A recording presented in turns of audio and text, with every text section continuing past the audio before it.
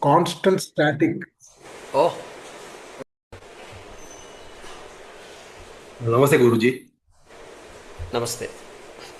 Guruji, just based on the explanation you gave today, if I were to say if I want to start the process of such knowledge, should I start with the attitude change with the knowledge that I am limitless, which is just like knowledge that I am the 10th person in my day-to-day life?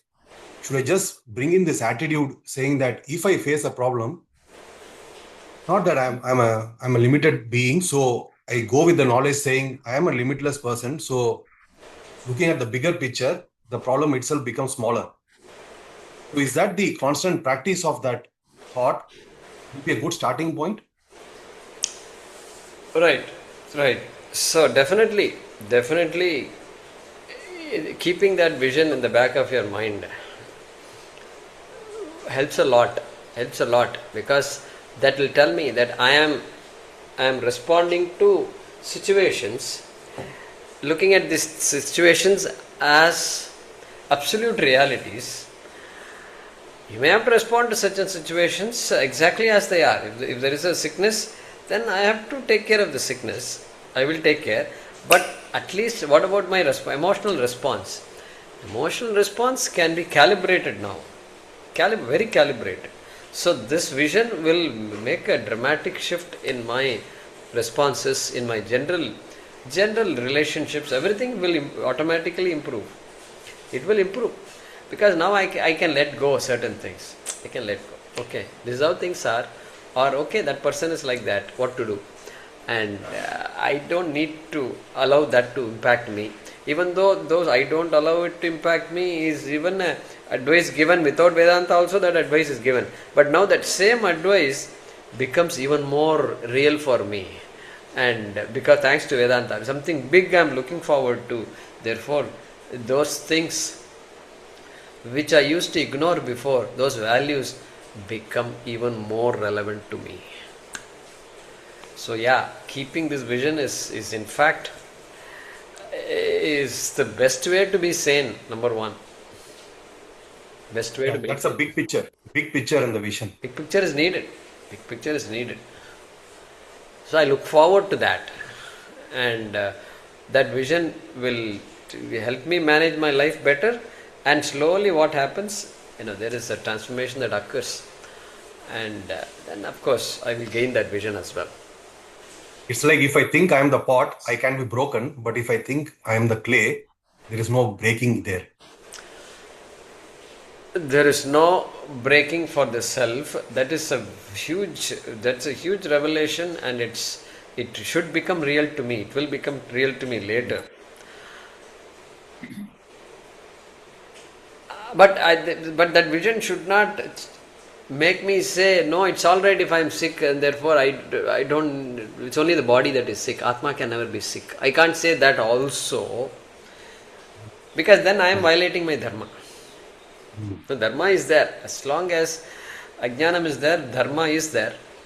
And even after knowledge, that dharma will continue because the body is there, relationships are there. Okay, but I am crystal clear at that point, and so I know when to draw the line, and I know what I can let go, etc. Becomes very clear after that. So your point is well taken. That is true. That is how it is. Yep. That is what Yep. this exposure to this does. Yeah. Thank you, Jayakumarji.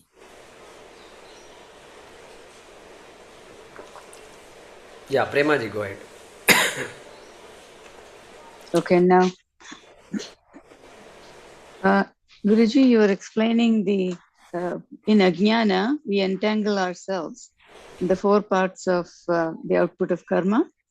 In that, I want to clarify something. In Samskaryam, because of our Ajnana, we continue useless temporary activities which while away the time. In Vikaryam, there are subtle changes that are happening which are recycling within us, hopefully from the lower to the higher. In Apyam, it's a wandering from place to place that's also aimless, which is Ajnana. But I couldn't quite understand the connection with Utpadyam. Maybe I didn't understand it properly. Could you please tell? Yeah, so I said that there are karma, effort, action will have four types of results. Action produces four types of results. So I was not necessarily referring to the action as in action in a human being, action done by a human being in our daily life. Okay. So if I have to go to some place, then I have to put in an effort. So one type of result of action is that I can make myself available in another place. Okay, that the effort is clearly required. So effort is necessary for producing that result of locomotion. How about that? Locomotion requires effort. That is all I am saying. That's all I am saying. It has nothing to do with this thoughts going in and out. Not that kind of locomotion. Physical locomotion I am talking about. Physically, if I have to go to Bangalore, means there is some effort I have to do right now. Tomorrow, if I have to go, I have to do something or the other, and a lot of planning is required until I decide to have and once the plan is there, then further effort is to be required. Effort is required before the actual journey, and during the journey also constant effort. That is all I am saying. Apyam. So like that, Utpadyam. Utpadyam, you ask the question. Utpadyam is what? Producing something. Producing something that doesn't exist. So everything we do at home is all Utpadyam. Cooking. Kitchen is a place for Utpadyam, right? Produces stuff. Having children also, Utpadyam only. Everything is anything that, and all the things that are, all manufacturing companies, they say, okay, that means their main job is Utpadyam. Utpadyam. They're producing things that don't exist. They need raw materials, all right. They're doing something and then making a phone. Utpadyam. So all these are describing transactions and telling us what can be the output of karma. What can karma do? And why are we saying this? We are saying this because what it cannot do, in that list, if you see, this ajnana nivritti is not there in that list.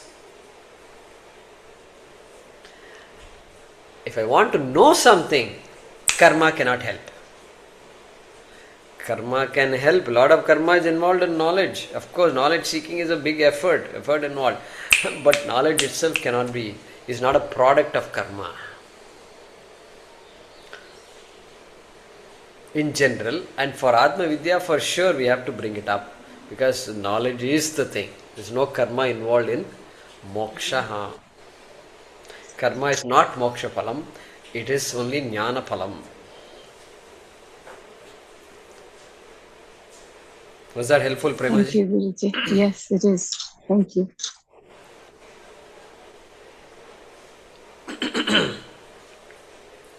Yeah, Shanti and then Sukanya Arun. Why is avidya said a positive entity? Negative, you told it's a positive entity during. 1 second. Is everybody able to hear Shanti properly? Okay, go ahead. Yeah. You said avidya is positive entity. Negative, I understand, because of avidya I'm stuck in samsara. Positive, then we have to think, because knowing once you are ignorant, then you go towards you progress, you get the self knowledge. Is that why it is said positive? So good question. So I was hesitating when I said positive entity. Now, thankfully, you reminded me. So I was hesitating whether I should say positive. It is positive entity means it is an entity. Avidya is an entity. It's an existing entity. Avidya is a name given to a non-existing entity. It is an existing entity. Positive I meant existing entity. Not in the sense of positive, negative and all that. Not in that sense. In fact, it has a negative impact, no? So if at all, we should say it's a negative entity, not positive entity. But so positive negative ko chhod do, leave it off. It is an entity. It is not non-existence. In other words, avidya is not absence of jnanam. How about that? Avidya is not absence of jnanam. Avidya is not jnana abhavaha. Not correct. Jnana virodhi. Avidya is an entity which is opposed, which is an enemy to knowledge. That is what I wanted to communicate. Okay, I will make it a point to bring it up in the next class. So, this positive and negative, you leave it off because it only creates confusion. It is there. Avidya is there like darkness is there. And which darkness has its own, it is so much, it can create problems. It has an impact. A non-existing entity cannot create an impact. Only an existing entity can create an impact. So that is the idea there. So I will make a note here.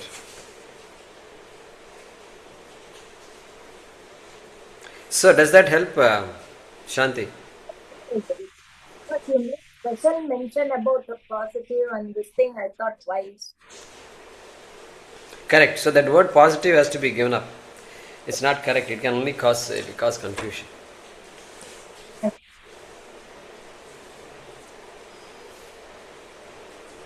So that's again technical, but it is important because that is what goes along with the idea that knowledge always exists. Knowledge always is there. Nobody can say, in our culture we'll never say knowledge can be produced. We don't say. In our culture it's not acceptable. Saraswati is there. Knowledge is produced means you are now producing a part of Saraswati. No, it's not possible. Saraswati is there. Knowledge is always there. It's just that you and I are not able to. Next generation iPhone. Knowledge that requires is to produce a next generation iPhone. Is it there or not? If I ask, what will you say? What will you say, Shanti? There last time also you told Guruji that knowledge is there. That we don't know is what it is. Correct. Knowledge is there. Otherwise we will never know. But so we have to, but then there is nobody to tell me this knowledge. I have to figure it out myself. So I am processing it. Scientists are processing it. This, that, improving it. This, that, improving the response time, adding more apps and doing whatever they are doing in the operating system, everything. And so that process is there. The possibility of the next generation iPhone is very much there. That potential is very much there. That possibility is very much there. And the human being is tapping into that possibility. You know, tapping, right? Water is there underground. You have to tap it. You have to tap it. That's what. The whole process, research process is all tapping. Tapping into existing knowledge. That is unknown. That is how we look at it. And that is also the truth, really speaking. But for all practical purposes, the guy who invents something is given, they can patent it. Because the world did not know it. We are not competing with God, fortunately. And so, we are only competing amongst ourselves. And so it's alright, patent karo. Whoever got it can patent it. But because our tradition was like that, knowledge was given such a high status that Saraswati Devi Kataksham is there for that person like that, because we talk like that. And so they never even wrote their name in the books. This is a problem. It's a serious problem in our ancient traditions. You can't figure out who did it and what happened. They may talk about, the author will talk about other people, but he won't talk about himself. He won't write his name also in the book. Or maximum he will say Shankaracharya. And everybody is a Shankaracharya. The which Shankaracharya? Everybody is a Shankaracharya after Shankara. And then now what? Or everybody is a Ramanujacharya. They will say Ramanujacharya, Virachita. They're shy about giving a name, because who am I to try to put my name to knowledge which is already there? Not possible, right? It would be called plagiarism. So anyway, that's the idea. Positive entity, existing entity. Let's put it that way. Jaykumarji, that we can say that to positive, negative, maybe it's correct also what you said in the sense of when you say ignorance, absence of knowledge. So instead of saying that it is not nothing, it is something positive. So if it is emptiness, to say that it is not nothing. That was what it was there in my mind. But I think, Prasad, we have to come up with a new word. I'm going to challenge you, Prasad. If you come up with a new word which does not create confusion in the listener. That I want. Because now we are talking about Ajnanam, and then Ajnanam is destroyed by knowledge. So pushing positive, negative, all these ideas will start coming. Now, if it is nothing, I mean, why the universe happens? So that from that perspective, you can say, right? Maya, if it is, it's not nothing, but it is something positive, and hence there is the universe happens. Or why I should remove my ignorance? Why all this exercise of removing my ignorance? Why should I go with that? If it is nothing, emptiness. Correct. But the idea is there, Ajnana Abhava, Jnana Abhavaha. There are some schools of thought which talk like that. And so we have to make it explicit. And Nasha, a non-existing thing does not, you cannot destroy a non-existing thing. So, therefore, Tannasha implies that knowledge is, ignorance is very much there. And that's why Gukaras Tvandakaro vai Rukaras Tan Nivartakaha Andakara Niroditvat Gururityabhidhiyate. So we'll mention it in the next class, maybe for those who were absent in this session. Avidya is a positive entity. I just written something to you. Please look into that. Sorry? Avidya is a positive entity in one statement, is what I have written to you just now.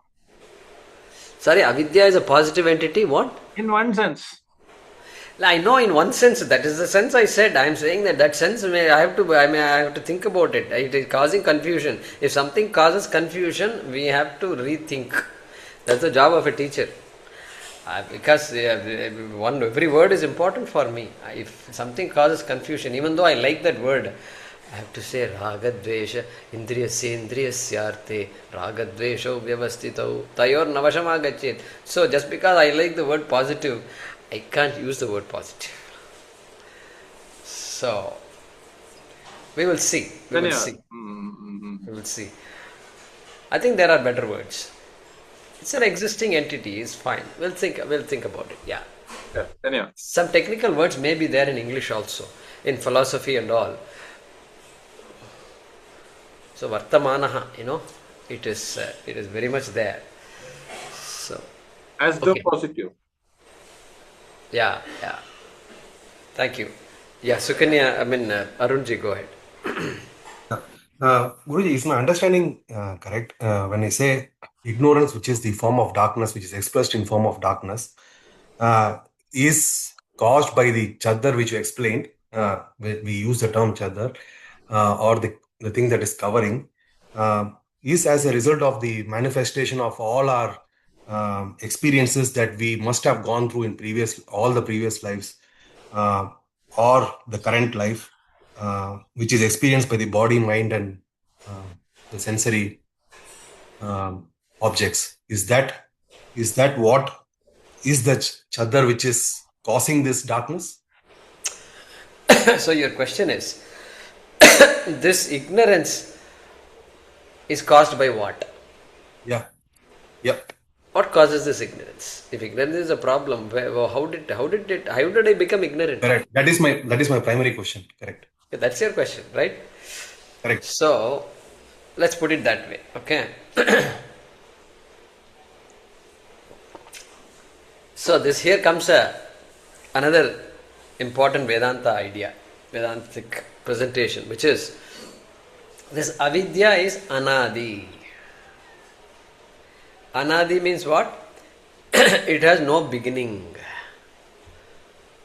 Avidya has no beginning. Means avidya has always been there for this jiva. When did the jiva begin?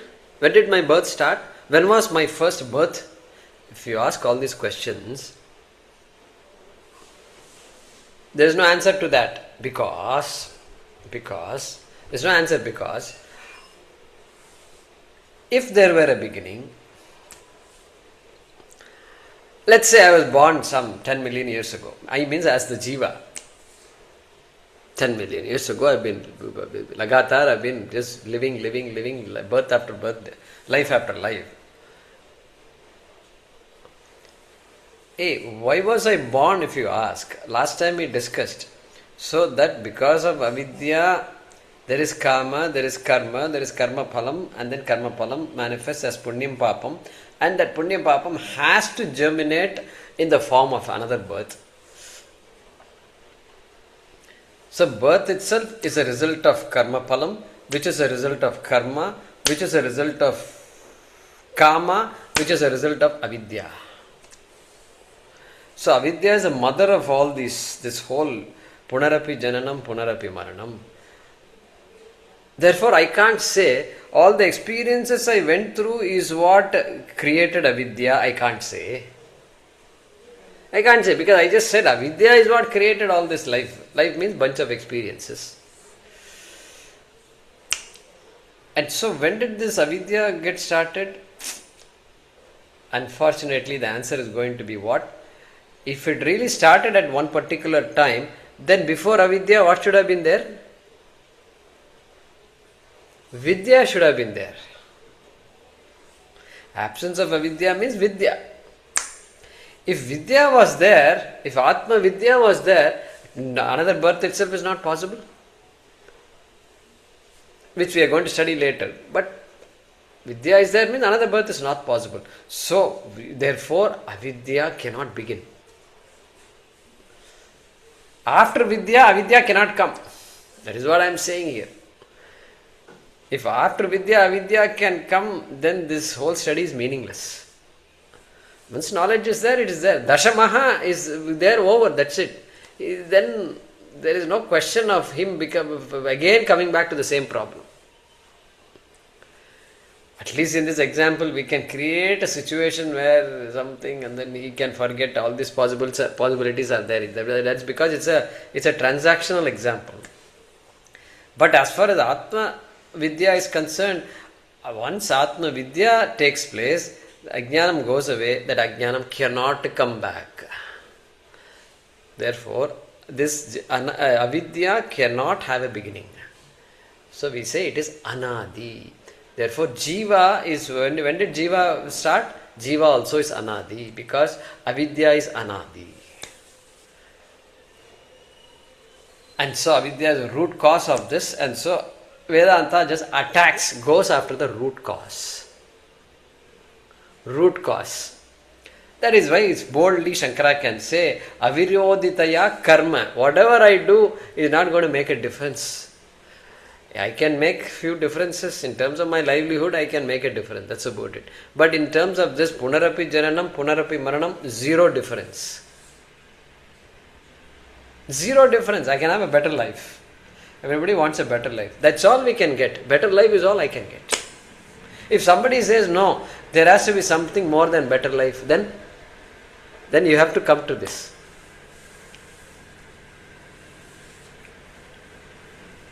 Actually, this clears basic misunderstanding that I had, which said, oh, then we are just in this transactional thing of balancing papa and punya.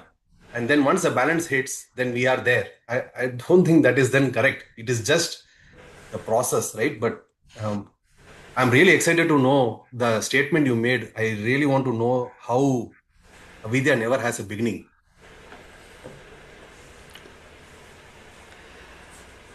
The proof that avidya Mind-boggling doesn't, statement. the proof that avidya does not have a beginning is the fact that you and I are here today. That is a proof, really speaking. Because you can keep tracing back my life, our lives, you can keep tracing back. I am born here today because of some Punya Papa exhaustion has to be there. And Punya Papa, the general idea, popular idea is, I will be born until all my Punya Papa has got exhausted, correct? Yep. I can spend money. Suppose I don't earn any money, I have some money in my bank. I can keep on spending until what time? Until there is nothing, no more money to spend. This is very common understanding, very easy to follow. Therefore, when I want to be free from, I don't want to be born again. Everybody will start saying it sooner or later. This language will start coming. Aditha Janma, Swamiye, please take me and no more. Take me first, take me from this life. And second, don't make me born again also. Please don't be in another. This is a very popular thing all over India. You will find this. In whatever language they will say it. And so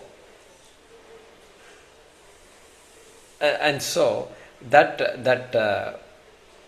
Punarjanma, the popular idea is there that I have to exhaust all my Punya Papam.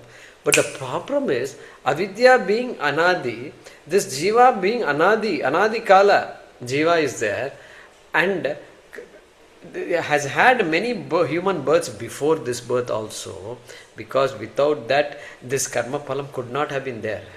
Sanchita karma could not be there without previous human births which created that phalam. And because this is infinite, the idea of completely exhausting my papam and punyam itself is a wrong idea. Because it's impossible. I am exhausting my punyam and papam, all right, but I am also creating punyam and papam. And so its constant recirculation is going on there. And that bag is too big. And so this idea, keep that idea in mind as we study this. It's not difficult, but it's a new idea for many of us. Thank you, Guruji. Yeah. Good. Om Namo Bhagavate Vasudevaya Dhanvantaraye Amrita Kalasha Hastaya Sarvamaya Vinashanaya Trailokyanataya Shri Mahavishnave Namaha. Dhanyavada. Thank you. Thank you. Thank you. Hari Om Guruji, thank you. Thank Hari Om you. Guruji, Dhanyavada. Thank you. Hari Om Guruji. Hari Om. Ah, Yogi ji. Guruji, you can shut off the recording. Recording off. Oh, recording. Ah, yes.